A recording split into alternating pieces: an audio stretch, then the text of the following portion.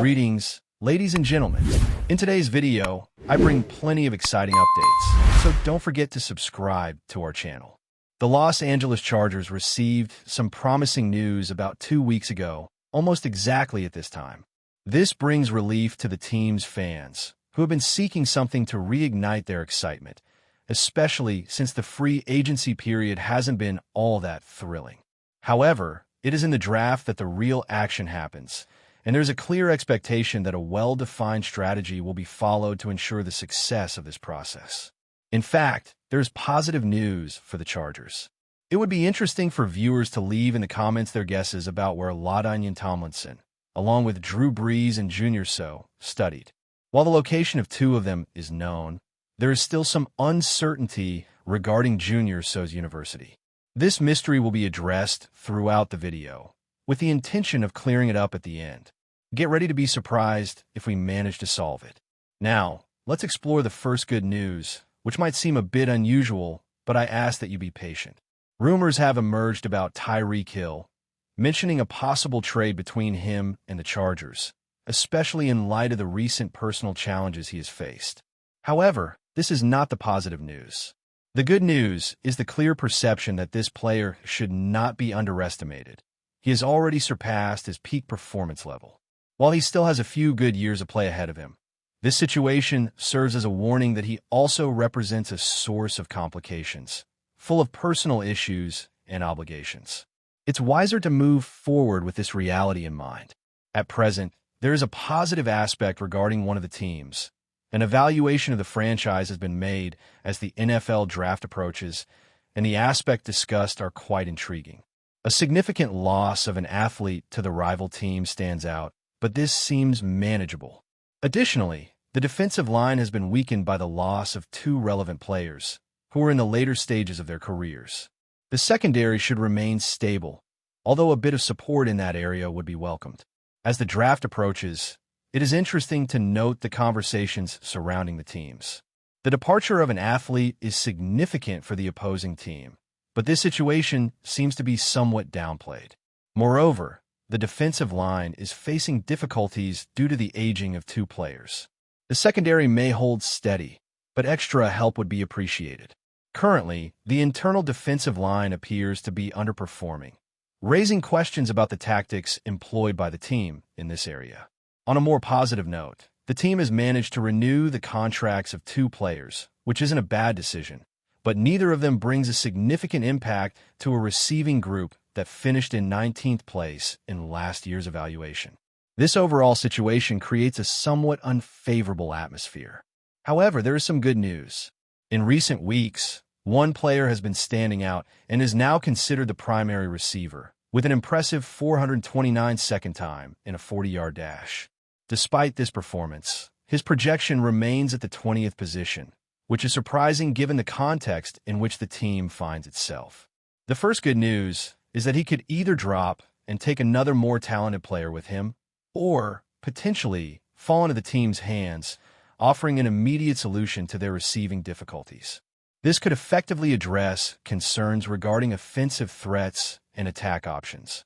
Additionally, the draft is quite rich in defensive ends and defensive line prospects in general, which is promising. With a total of 11 available picks, the team has the flexibility to avoid overspending on any specific prospect. Admittedly, the situation involving the athlete is messy and undesirable, but the draft is packed with talent.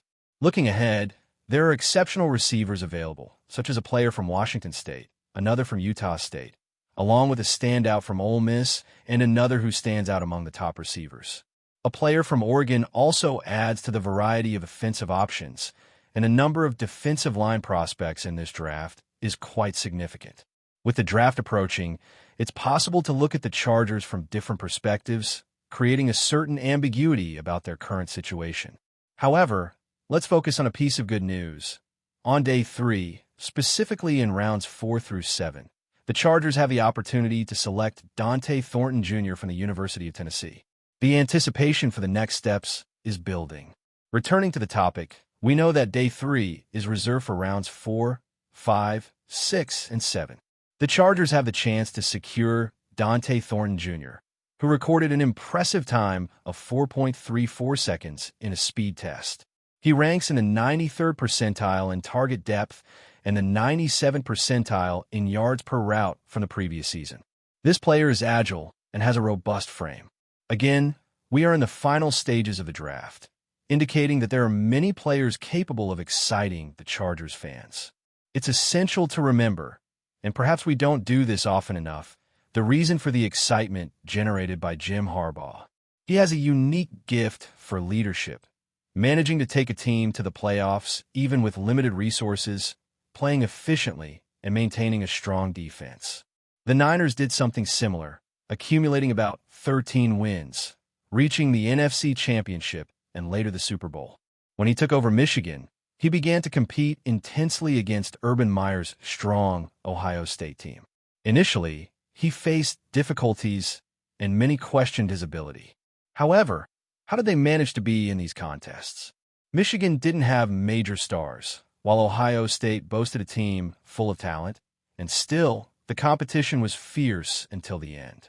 Certainly, Michigan broke through that barrier in recent years, surpassing Ohio State, advancing to the national championship, and winning the trophy. So, when joining the Chargers, the expectation is for quick results.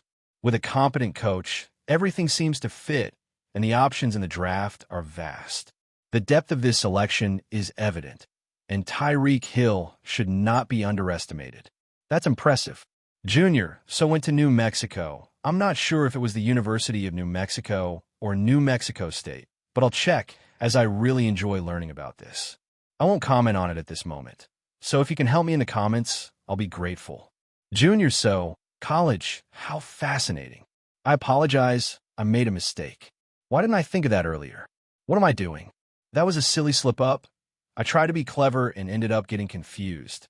It's important to approach the situation with care, especially regarding the state of the franchise. This is a point that requires attention, as does the performance of the competitor in the same division. The evaluation of teams is essential, especially regarding the defense, a sector that all teams need to strengthen. But before we continue, don't forget to subscribe to our channel and give this video a like. Your support helps us keep bringing you the latest updates on the Los Angeles Chargers. Feel free to share your thoughts on the news in the comments as well.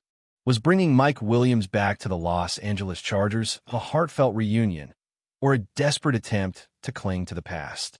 As the dust settles on the Chargers' 2025 free agency moves, one decision continues to spark debate. Instead of chasing a true offensive spark like T. Higgins, the team chose familiarity, betting once again on a receiver whose time in powder blue has been both electrifying and frustrating. While some fans welcomed the move, others saw it as a missed opportunity, another safe play from a team in need of boldness. Williams' story is one of flashes of brilliance clouded by the shadows of injury. Drafted 7th overall in 2017, expectations were sky-high despite the looming question mark from his neck injury at Clemson. His frame, athleticism, and skill made scouts swoon. He was built like a WR1, and he often played like one. In his prime, he was unstoppable. 10 touchdowns in 2018, over 1,000 yards in 2019, and a career-high 1,146 yards in 2021. He was the guy who went up and got it, the king of contested catches. There were moments of pure magic. Who could forget that stunning 56-yard haul against Miami in 2022, or the one-handed, toe-dragging catch against the Rams? Those were not ordinary plays. They were the kind of highlights that live forever in fan reels and YouTube compilations. But as dazzling as those moments were, they came with a cost. Williams became a walking what-if. A talent constantly slowed by injury, often sidelined during the games that mattered most.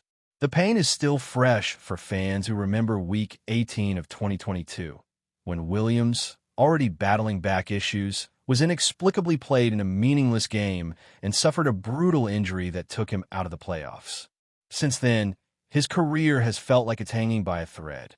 And now, with rookie sensation Ladd McConkey demanding targets, it's unclear if Williams can still be the go-to guy.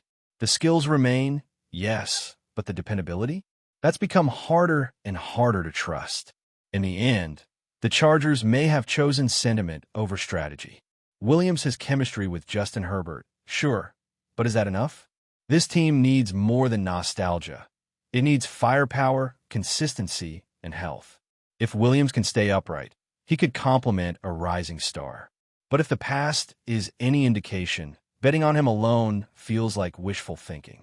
In a season where everything must go right, the Chargers can't afford to play it safe, and yet, here we are. That's it for this update. If you enjoyed the video and want to keep receiving exclusive news about the Los Angeles Chargers, please subscribe to our channel and give this video a like. We always look forward to your comments and opinions. See you in the next video.